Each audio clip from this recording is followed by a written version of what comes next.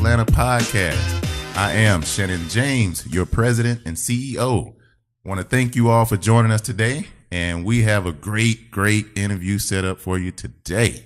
All right, we have none other, my good friend, my economic development partner in crime. I tell you, one of the most impeccable dressers this side of the Aerotropolis, none other than the great Artie Jones. Artie, welcome. Thank you for joining us. Thank you, Shannon. Oh, man, listen, I'm glad you're here, my friend. I tell you, Artie, everywhere I'm going, whether it's domestic or abroad, people hear and know about College Park, man. That says a lot about what you're doing over here, my friend. You guys are doing some great work.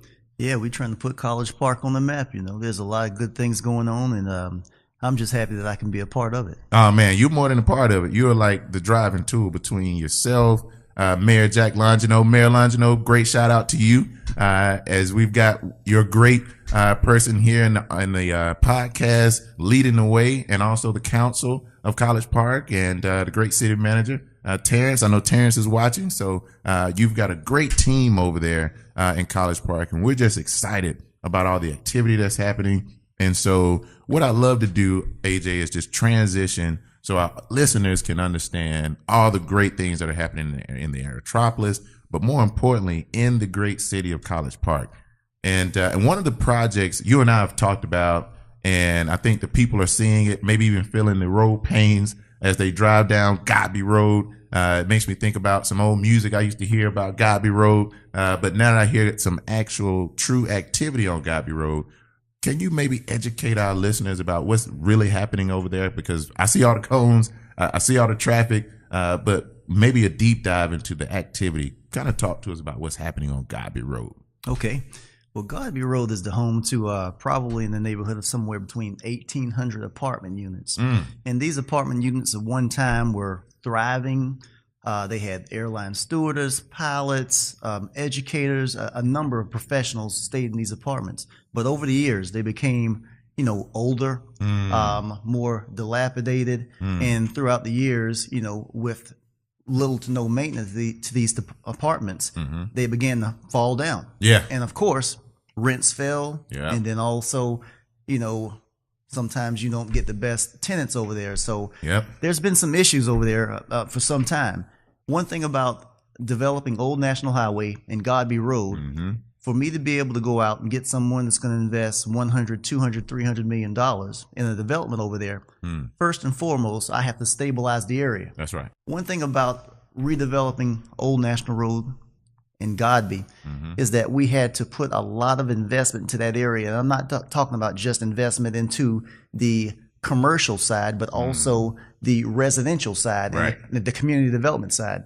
So in saying that, Councilman Wyatt, along with the city council, they did some great things. They put a new fire department over there in that area.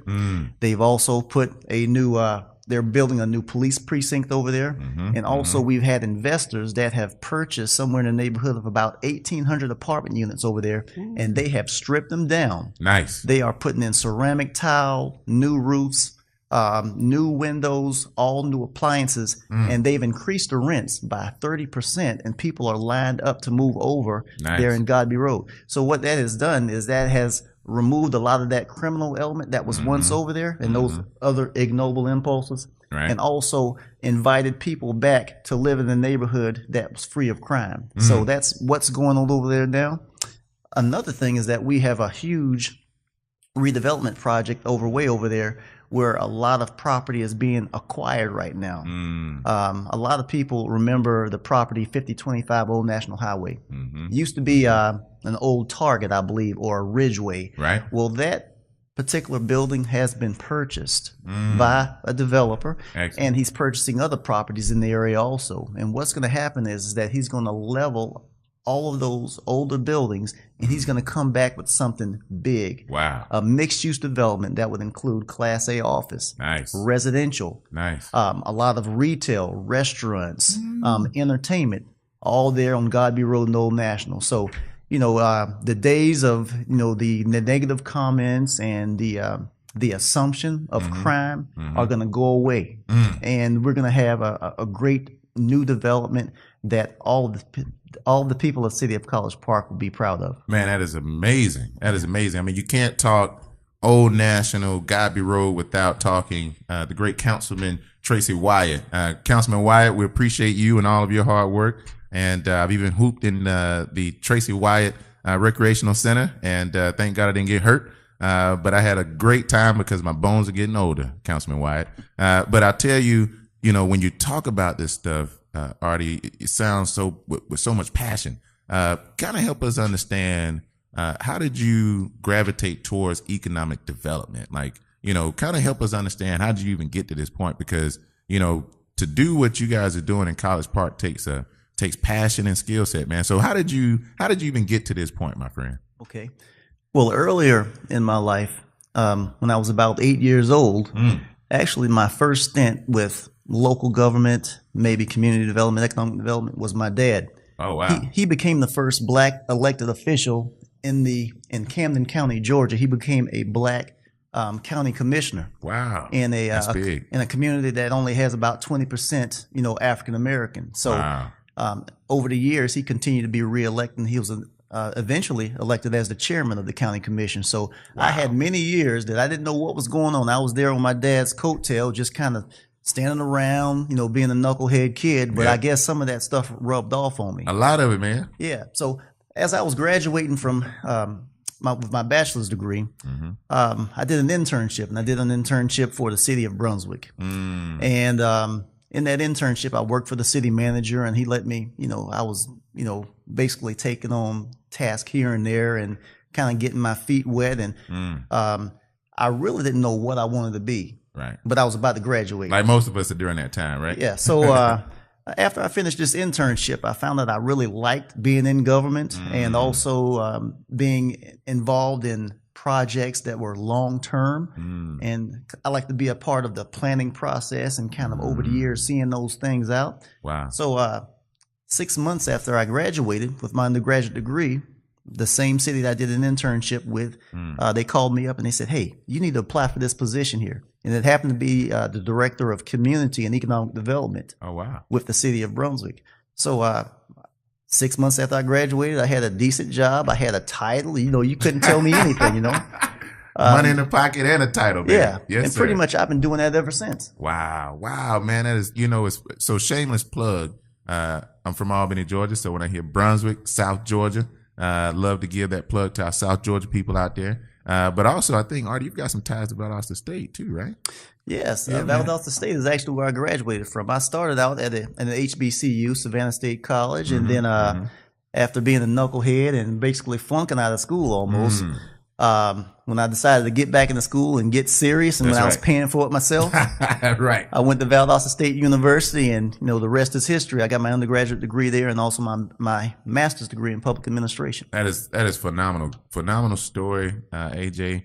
Especially for our listeners out there who, like many of us, we start down a path and then we redirect ourselves and we continue to move forward. And that's the key, right? And I love that about you, man. And it speaks about your character, no question about it. But another plug for the Blazers, go Blazers. I'm also a VSU grad. So you can tell, Artie, like this is not, I didn't know this was in your blood, but to now hear it, that helps me understand your passion, right? And so part of that passion has obviously allowed you to continue to maneuver and manage all this great activity that's happening in the great city of College Park. Another project that I'd love to speak about, and I think it's a very much so a highlight of or very great asset within the city of College Park, is the Gateway Center. You've got the SkyTrain, you've got hotels. Kind of talk to us about the vision of that project. And I know there's a lot of activity going on right now at the Gateway Center. Can you help our listeners understand kind of how that project even came to be and now where it's going, kind of the future of the Gateway Center? Okay.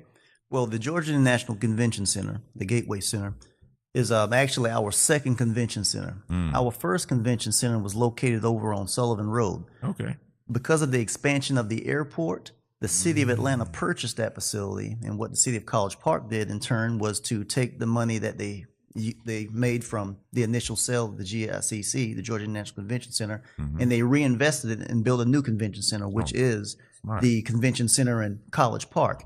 Now, as far as the SkyTrain station there and the SkyTrain, Hartsfield-Jackson Atlanta International Airport always had plans of having an airport and having a SkyTrain to take passengers to a rental car facility. But they never had in the plan that there was going to be a stop in College Park. It was going to pass right by our convention center and over to the SkyTrain.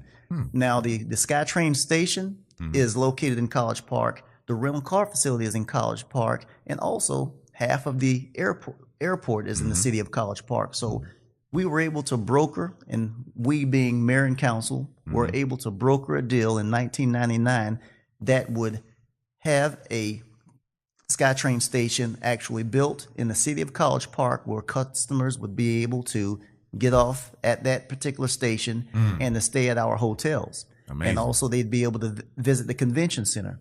So many years later, now we have the Marriott Gateway Hotel, the Spring Hill Suites Hotel. And of course, we have the new arena at the Gateway Center. The new arena. Now, you know I want to talk about that. But you know what I love to try to maybe help our listeners understand is through the vision of the city of College Park to now create the SkyTrain in partnership with Hartsfield-Jackson, because the Aerotropolis Atlanta Alliance is very much so great partners with Hartsfield. And so to now hear the understanding of the thought process between the SkyTrain, and now you just mentioned the new center that's coming up, that I'd love for our listeners to understand, because I think there's a lot of excitement behind it. I'll never forget the groundbreaking at the GICC and all the energy behind the new opportunity to bring the Atlanta Hawks G League. So help our listeners, perfect transition, understand about the new Gateway Center multi-use arena that'll be able to house the new Hawks G League facility and graduations, other type of events. So I'd love for you to highlight that. Okay. Well, College Park was actually competing for the project of building the Hawks practice facility. We arrived to the party late. It had already been put out, information had already been put out that they were looking for a practice location, and they had already talked to a number of other cities and pretty much had made their mind up. But I wanted to go ahead and get in front of them and make that presentation. So we invited Steve Koonin and several of his executives from the Hawks over to the Georgia International Convention Center. We put a good show on for them, a good presentation with all the department heads, the city manager, the mayor, and Steve Koonin was so impressed that he said, well, you know, I don't think that this practice facility is going to be, that you guys will get this practice facility in College Park, but I think I have an even better idea for you guys. So about 3 weeks later, we received a call, and we talked to Steve and, his executives, and they told us about that they were going to be looking at acquiring a G League basketball team. Oh, wow. And that they needed a home for their G League team. Now, there are probably 18 NBA teams right now that have G League teams under their belt. Only one team has a G League team that's located in the same metropolitan area. Like you might have the Orlando Heat, right? But they may have a G League team in Wisconsin. I don't know, but it's somewhere else. Yeah.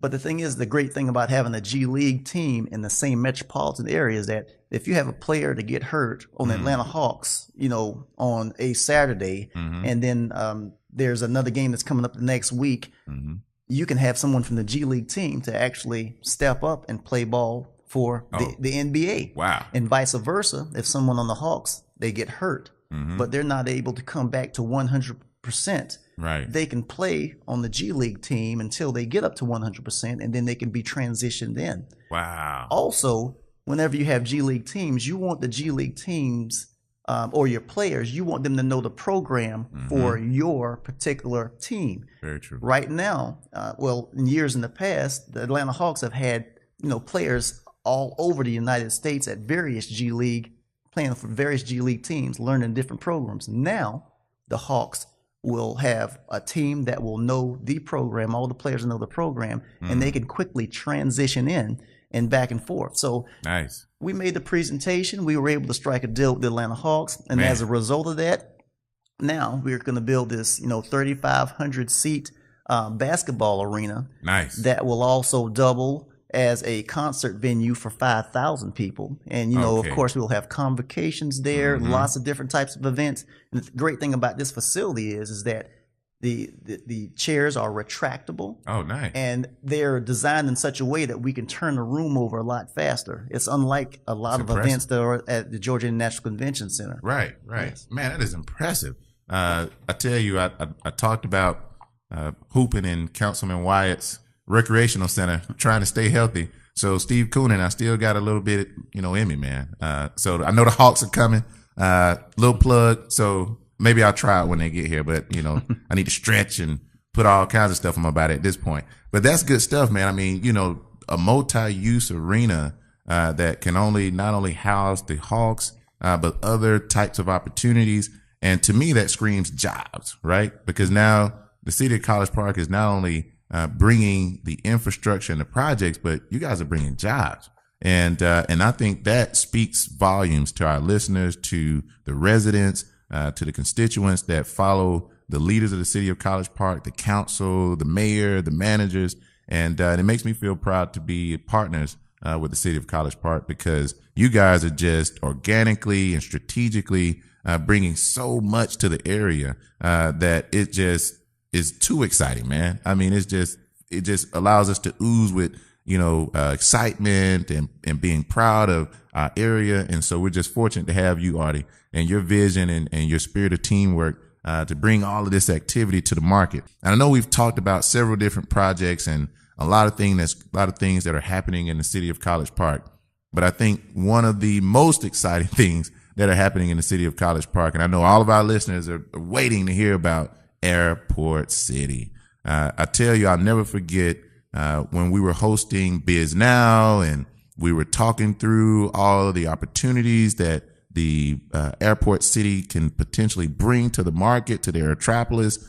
It was listed as one of our top catalytic sites in our blueprint. I mean, this has been a very long strategic plan by the city. And so with the Aerotropolis concept, and now that it's moving forward and green lighted by our council, our great council and our mayors, and now this is an even bigger opportunity to bring even more jobs, even more economic impact. And so what I love to do is speak at a high level about what this project means for the city of College Park. We're talking 320 acres of true development and opportunity that could really change generations for past our lifetime. So love for you, the visionary, to speak about the new Airport City project and, what it means for the area. As far as the Airport City, most of this property was once residential communities. There was a neighborhood of about 1,000 single-family homes, 1,500 multifamily units in this area. There were smaller businesses like barbershops, a funeral home, dry cleaners. But this area was acquired by the Hartsfield-Jackson Atlanta International Airport because of the expansion of the airport. Right. So, and this happened between 1980 to 1995. These properties were purchased up. Wow. So these people left the community. Pretty much the city of College Park. At one time, our population was right at about 35,000. We were about the same size as our sister city, East Point. Our population in College Park dropped down to right at about 10,000 residents in College Park due to people moving out because of the acquisition of property because of the airport and the flight path. Makes sense. So this property has been undeveloped for a very long time. Back in 1999, in addition to the city of College Park having an intergovernmental agreement with Hartsfield-Jackson to actually build a SkyTrain station at the Gateway Center, we also asked them at that time if we would be able to acquire all of that property back from the city of Atlanta. So as a result of the execution of that intergovernmental agreement of 1999, College Park made several acquisitions over the years from the city of Atlanta to acquire all that property back. Wow. Now we have, a lot of, underutilized property. And we knew that it was going to take a great deal of money to actually redevelop this area. So, as far as infrastructure, and we also knew that, there were many parcels that still needed to be acquired because some people did not sell their property to the airport. They just moved away. So we needed a great deal of money to invest into this property. So what I did is I set up a tax allocation district in College Park, which is an economic development tool to come up with the money for the tens of millions of dollars of infrastructure work that needed to happen on that property. So fast forwarding to 2016, 2017, we kicked the tax allocation district off. We did a lot of master planning in the area. We were recording a number of end users, developers, trying to see who would be the best match for taking on this project. And after we've identified who those end users were, we're off to the races. It's been public. You've seen it in the Atlanta Business Chronicle as well as other types of media out there. College Park's Airport City, which when we initially looked at this project, we only looked at about half a billion to $1.5 billion of development, about 3.5 million square feet of development of mixed use, which would include hotels, Class A office, nice, entertainment, a number of different types of retail, restaurants, a lot of cool stuff. Yeah, man. Now, since we've been working on this project, we're seeing that we're going to, more than likely, at build out, this project may have up to 10 million square feet of development. Over $3.5 billion of development here, man, on the south side. Wave fans at Artie over here, man. I'm telling you. Yeah, and I'm talking about Class A offices. Now, you don't really see Class A offices in the South Metro area. You're right. You're absolutely right. That would attract those white collar jobs. Yep. You really don't see a great deal of medical down in this area, but that's what we're looking at for this particular development also. So with $3.5 billion in investment, with over 10 million square feet of development, this is only the tip of the iceberg. There's lots of property all around the airport that is undeveloped. And the thing is that College Park is just happy that we could do our part in starting off the development here on the south side, which will pay off for many generations to come. My goodness, Artie. I tell you, man, when you mention the history and the vision is probably one of the most impressive things I've heard in a long time. And your vision is bar none, my friend. I just want to thank you for, having the fortitude because, it's always easy when people see the back end of the results, right? But at the front end and all the work and the sweat equity, I know and I've seen you in action. We're so grateful to have you here and all the great council and mayors and Mayor Longino at the City of College Park that we now have an opportunity, like you mentioned, to now elevate this project of airport area property and to now allow Hartsfield-Jackson to strategically become a destination. And we cannot lift up Hartsfield-Jackson Atlanta International Airport enough. And so we just want to thank them and also you, Artie. I would love for some of our listeners to know how to get information about the project, even the city information. Is there any way, social media, websites, anything that you'd like to make sure our listeners hear about, how they can, reach out to the city or get more information about the project? Okay. Well, social media is, we have a Facebook page, we have an Instagram page also, but how to get the, more information, more substantial information, and how to do business with the city and also about the various economic development projects, I would say that they would, on the second Thursday of each month, we have our Business and Industrial Development Authority meeting. That's held over at the Georgia International Convention Center. That's BIDA, y'all. Yes, BIDA. That's the place that you need to go to figure out, to kind of find out what's going on as far as the bigger projects in the city. And also, one plug before, because I know we're about to wrap up and everything. No, listen, AJ, all the time, my friend.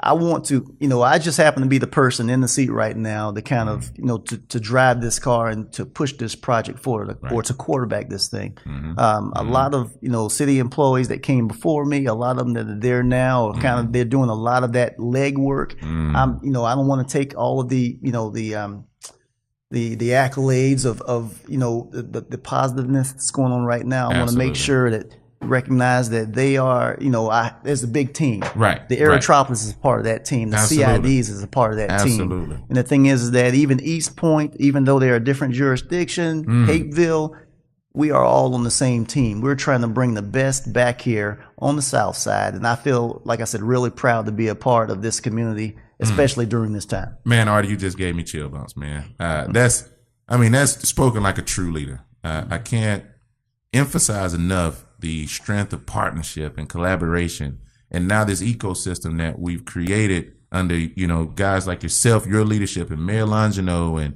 and Mayor Holiday Ingram of East Point, and Maceo, and also Mayor Holloman and David Byrd over, and Tim Young over at Hapeville. I mean, I can go on and on about all of our cities between Union City, City of South Fulton, Palmetto, Chattahoochee Hills. I can go on and on about our cities, Fairburn, but you know, to hear now vocally and the embracing of the ecosystem that is now here, I think that our future is so bright. And again, I just can't thank you enough, my friend. And to all of the partners, the CIDs, the Alliance, the people behind the scene, our city planners, all of the people who are doing all the work to bring this project and many projects to fruition. I'm glad that you recognize that they play a critical role in this process, and we're fortunate to be on the team, my friend. So we want to thank you all. Artie, I want to thank you for joining us today on this great Aero ATL podcast. My friend, the visionary AJ Artie Jones in the house from the city of College Park with so much great information. And I hope that our listeners were able to take it all in, rewind it, play it again. And trust me, you will not be unsatisfied, because we have the great AJ in the house. Again, follow us on Facebook, LinkedIn, and Twitter. All great information out there. Thank you all for joining us. Choose Aerotropolis Atlanta, where we will help you land here and take off. Thank you.